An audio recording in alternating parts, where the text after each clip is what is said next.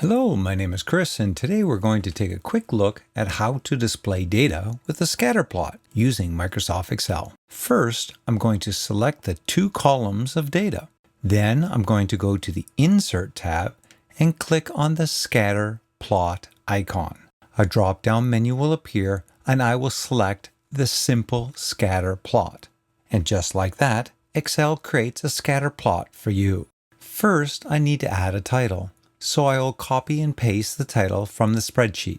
Next, I want a title on the x-axis so that people can understand this information is people's level of happiness. First, click on the Chart Design tab and then go to the Add Chart Element icon. From the drop-down menu, first choose Axis Titles and then Primary Horizontal. Next, copy and paste the title of the x-axis. Now repeat these steps again to add the title for the y-axis, but this time you need to choose the primary vertical option. The data points are compacted along the x-axis, so I will double-click on the scale of the x-axis, which will open up the formatting panel. The lowest level of happiness in the dataset is 5.973. So I will set the minimum bound to 5.5 and the maximum to 7.5. Also, I would like to add a trend line to help people understand the relationship between the two sets of data. Once again, I will click on the Add Chart Element icon, and from the drop-down menu, I will choose Trend Line and then Exponential. The last bit of formatting I will do is adding labels to the scatter plot.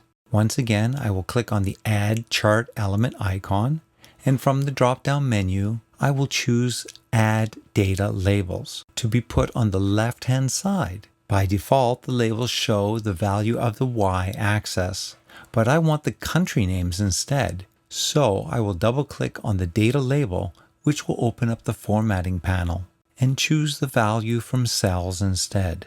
Next, I'll select the names of the countries on the spreadsheet and then push OK. I will uncheck the Y value.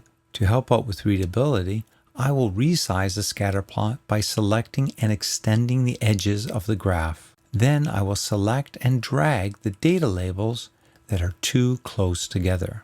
Finally, I'll add the data sources.